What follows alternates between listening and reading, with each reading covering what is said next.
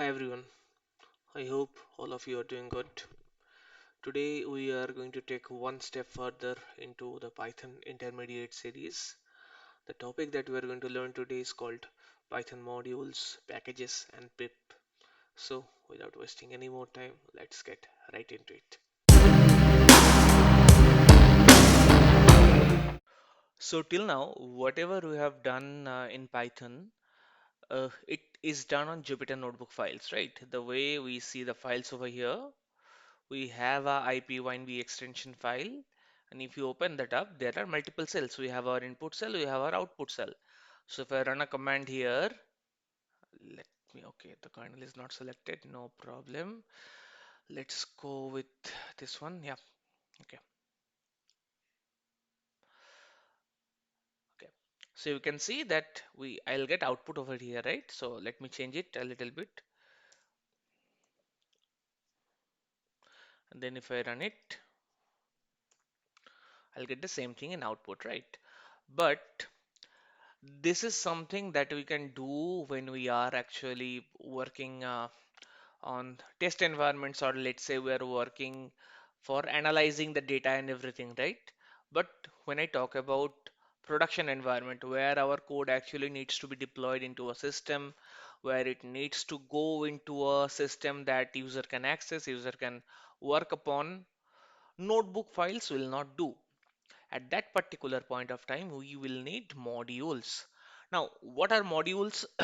Modules are nothing but Python files. Okay. So these are Jupyter Notebook files. As you can see, IPYNB stands for IPython Notebook. But a module is something that is extended with .py. Py stands for Python. So every .py file is basically a Python module. Okay. So if I do this, let's say I'm creating one Python file over here.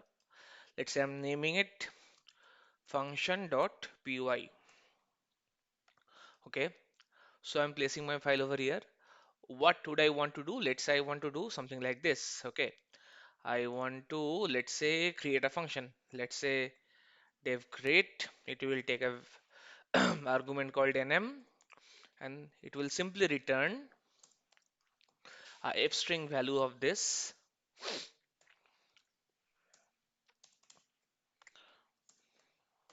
Okay. Something like this. Very simple. Now, this would be your function written inside a module. What is the good thing about this? That with if you specify the location of your function.py or the module, you would be able to use this function outside of this Python file as well. Initially, what we are seeing that whatever we are writing in here, let's say I'm writing some function, let me go into this one. Yeah. So let's say I'm creating a function, okay, a class like this inside this particular notebook. I have to use this inside that notebook, right? But that does not work with the production database or production environment. Okay, so whenever I set up a function, any user from anywhere should be able to access that. That is our primary goal, right? For that we need to use modules. So let's say I have this particular function written in here, and let's say I'm creating a separate Python file. Okay, so I'm just naming it call.py. Okay, here, what do I want to do? I want to use this particular function. Okay. How can I use it? I can simply use a statement called import statement. Okay. Very important statement, import. So import means what? Import means you are taking something in, right? You are summoning something. So what I am summoning right now? I am summoning this particular module, that is function, right? So if I simply write Python function, sorry, import function, it will mean that I can use this particular function modules inside function within my call.py file, right? Now, if I simply do this, if I write a print statement, and if I do this, okay, so let's say I'm just putting up a name, okay, so let's say, okay, what is my function name? Function name is greet, okay.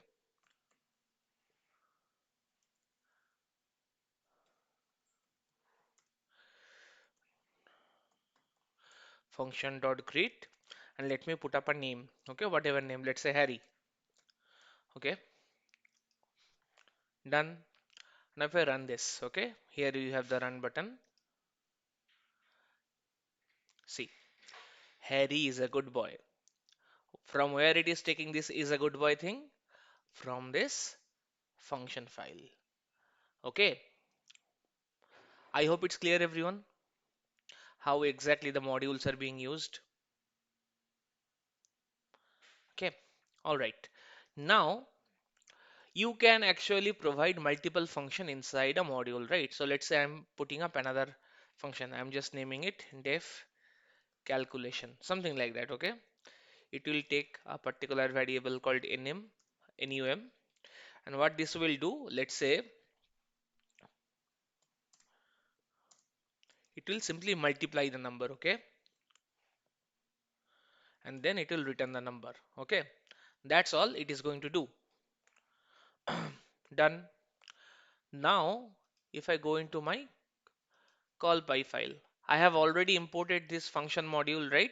And within that only I have this calc. So if I do this print, yes, calc 5, it simply means what? 5 into 2. So what should I get?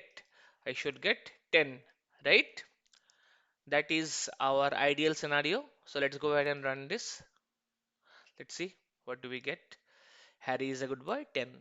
Harry is a good boy from this particular statement, and 10 is from this particular statement. I hope it's clear everyone how exactly the module is working. I hope it's clear. All right. Now, let's say in a particular module you have multiple function the way I have this greet and calc, right? But you don't need to use all of the functions. You only need to use, let's say, the calc function in your main file, right? In that case also, what you can do, you can import specific submodules from here, or sub like function. Okay, so if I do this import, let's say, what is my function name? Calc, right? Import calc from function. Okay, if I write something like this, okay,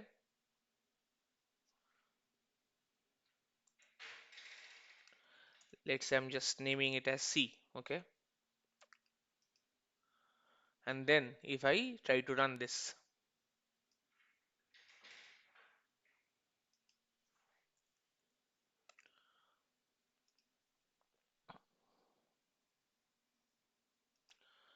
okay, my bad, actually we need to okay, let me run this fresh.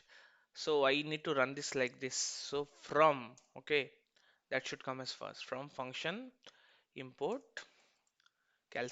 Okay, and then if I run this, let's say print,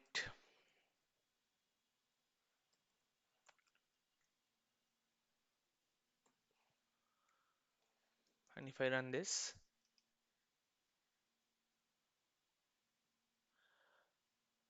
this is the previous execution, I think. Okay, I need to restart the kernel actually. What happens? It actually takes up the previous cache. Okay, so the cache memory you can see is stored over here. So what I'll do, I'll simply remove this. I'll simply delete this up.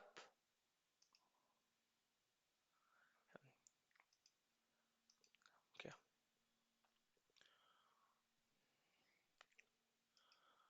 now I'll run this once again. Now you see, you get only 10, right? But you see, if I try to do this print greet, and then if I put up a name Harry, it will not work. We're not getting any result in here, right? Why? Because now specifically I have only called the calc function. I did not call the greet function, right? The moment you will call the greet function, and then if you run this, you'll get both the result. Okay, so this is what your modules are.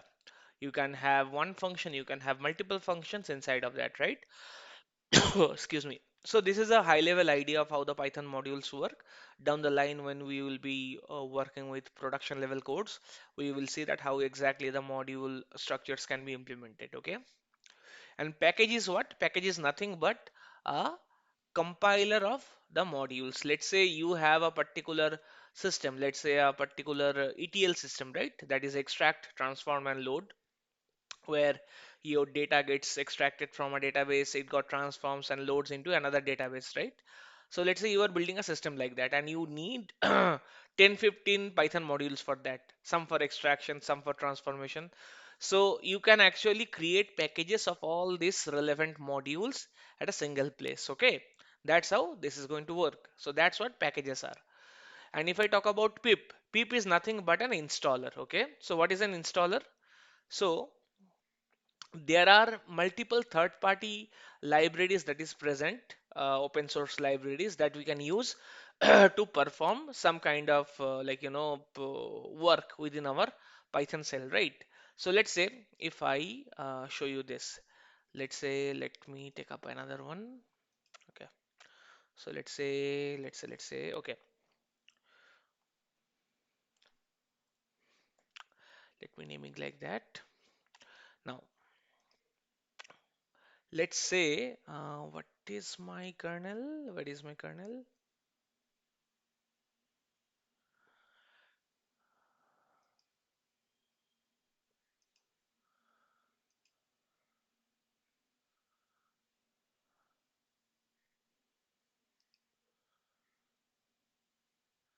Okay, all right.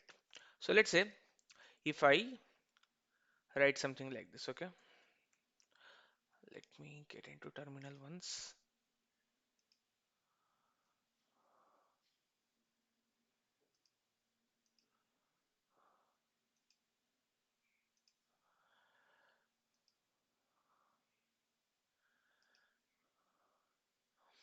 Okay, do not worry about the terminal window and whatever you are seeing in here.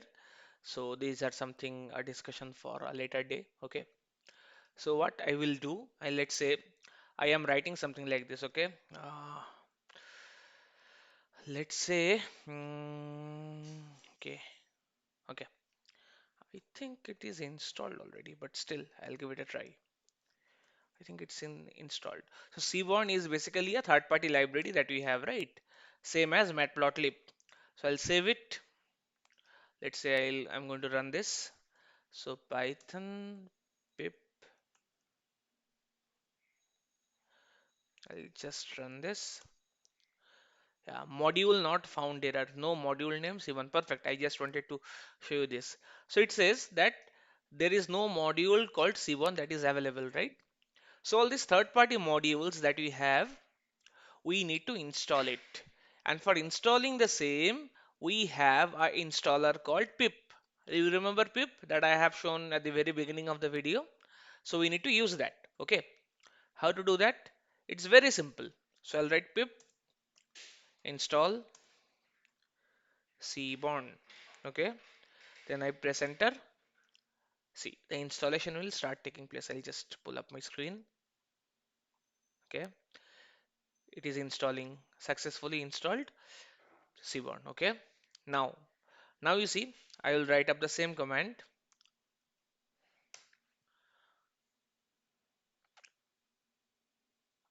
Okay, NumPy also needs to be installed. Perfect. I will also show you multiple other installation. So guys, the thing is that this C1 module that has some dependency library. Okay, so we need to install them as well.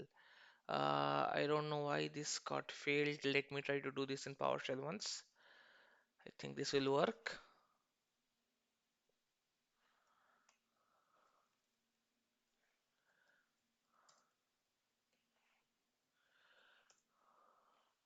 Same import error. Okay, let me try to run this directly once.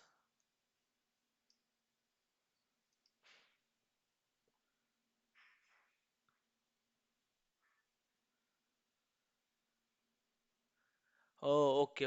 So this is basically a versioning issue. What is the versioning issue? Every single module, the way I am importing C1 right now, It actually depends on what is my existing Python version. Okay. So currently my Python version, if I check in here, you can check your Python version from here directly. If you go in the PowerShell, let's say I'll go to the terminal.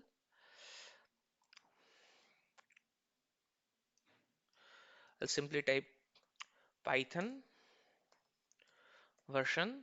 It's 3.10.11. So the Cbond that got installed that has some dependency issue with this version. That's why it is not coming. But if you check the error in here, the error is different. When the Cbond was not installed, I was getting module not find. But now I am getting a non-compatible error, right? So okay, let me try to do something. Let's say if I 3 point,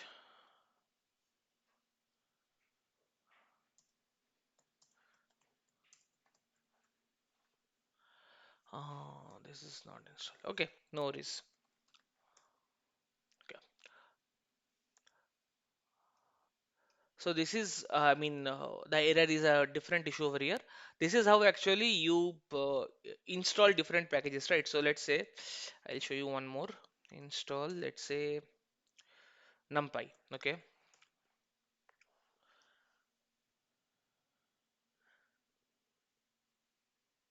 Okay, NumPy is already installed in my version, but the NumPy versioning is the issue. Okay.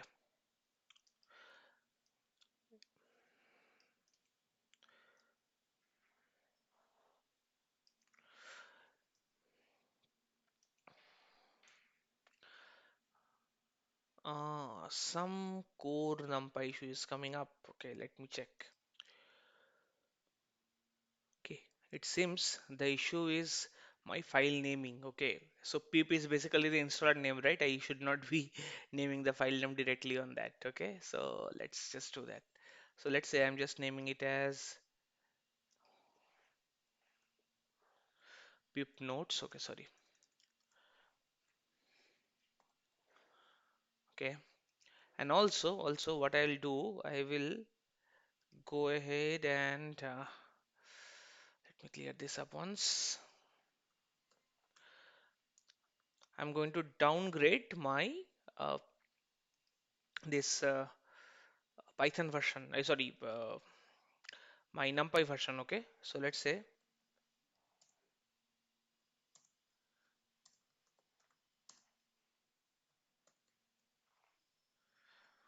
I'm ensuring that it should be below 2. That's what they have says, right? So force reinstall. Okay, let's see if this works. Yep. So see, NumPy 2.26 is being uninstalled. Now something below 2 is going to be installed in my system. It will be done right now. So just keep looking at the screen.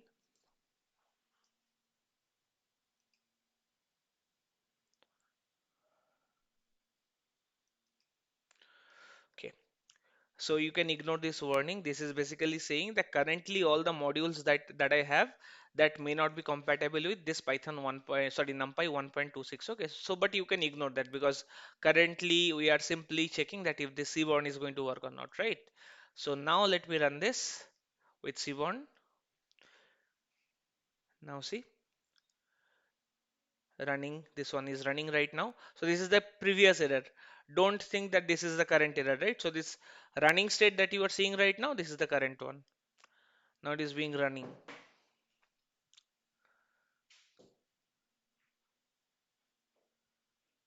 Yeah, done.